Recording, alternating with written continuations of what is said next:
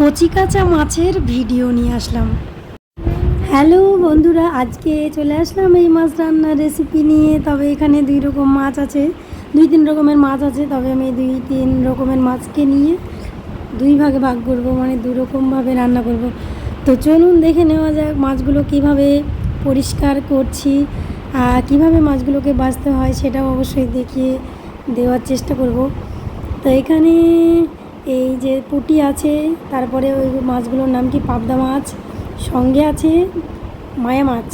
তো এগুলোকে পরিষ্কার করে ধুয়ে নিয়ে আমি সুন্দর করে সাজিয়ে নিয়েছি, যেটা আপনাদের মানে দেখার সুবিধাতে আমি সুন্দর করে সাজিয়ে এবার আমি একে একে সব মশলা দিয়ে দেব। তো প্রথমে হলুদ তুলেছি, হলুদ নিয়ে দুটো মাছের উপরেই দিয়ে দিলাম। তারপরে লঙ্কা গুঁড়ো দিয়ে দিচ্ছি দুটো মাছের উপরে, আর সঙ্গে লবণ স্বাদ মতো।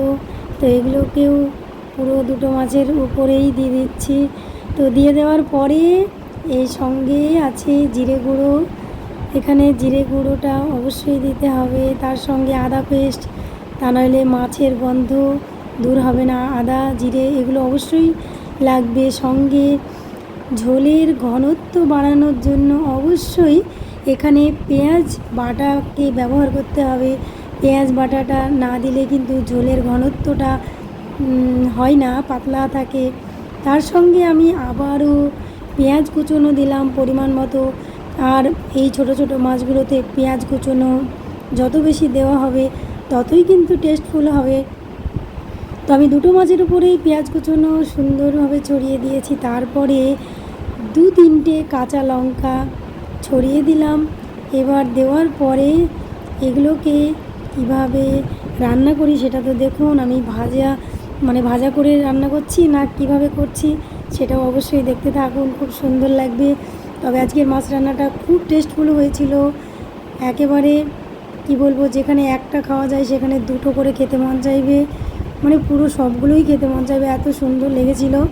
তো যাই হোক, আমি এবার এগুলোকে কড়াইতে দিয়ে দিলাম। ফ্রেশ কড়াইতে দিয়ে দুটো মাছই পুরো দুটো কড়াইয়ে ঢেলে দিলাম। দেওয়ার পরে এইবার তেল তো আগে দেওয়া ছিল না, এবার আমি তেলগুলোকে পরিমাণ মতো দিয়ে দিলাম। দিয়ে দেওয়ার পরে এগুলোকে ভালোভাবে হাতে করে আস্তে আস্তে নাড়িয়ে নিতে হবে। জোরে নাড়লে কিন্তু পাঁচের কাঁটা হাতে ফুটে যেতে পারে। তো আমি সেই মতো নাড়িয়ে নিয়ে সুন্দর করে রেখেছি। তারপরে জল দিয়ে দিলাম পরিমাণ মতো। অবশ্যই জল দিতে হবে, খুব বেশি জল দিলে এটা হবে না, কেননা মাছ তাড়াতাড়ি সিদ্ধ হয়ে যায়। তো আমার মাছ রান্না এবার দুই দিকে গ্যাস ওপেন করে অবশ্যই চাপিয়ে দিতে হবে। তারপরে এবার এটাকে ঢাকা দিয়ে দিতে হবে। তো আমি এখানে একটা কাচের ঢাকনা দিয়ে দিলাম। তো আরেকটাও কাচের ঢাকনা আছে, কিন্তু এটা বড় কড়াই, তাই আমি এখানে বড় ঢাকনা চাপিয়ে দিলাম। কিছুক্ষণ পরে ফিরে এসে দেখব যে আমার মাছ রান্না সুন্দরভাবে হয়ে গেছে। তো দেখুন কত সুন্দর হয়ে গেছে, কত সুন্দর কালার এসেছে, ঝোলটাও ঠিকঠাক আছে, খুব সুন্দর হয়েছে। তো আপনারাও চটপট এইভাবে মাছ রান্না করুন, দেখুন খুব ভালো লাগবে। আমার মাছ রান্নাগুলো কেমন লাগলো অবশ্যই বলতে ভুলবেন না। ভালো থাকবেন, সুস্থ থাকবেন।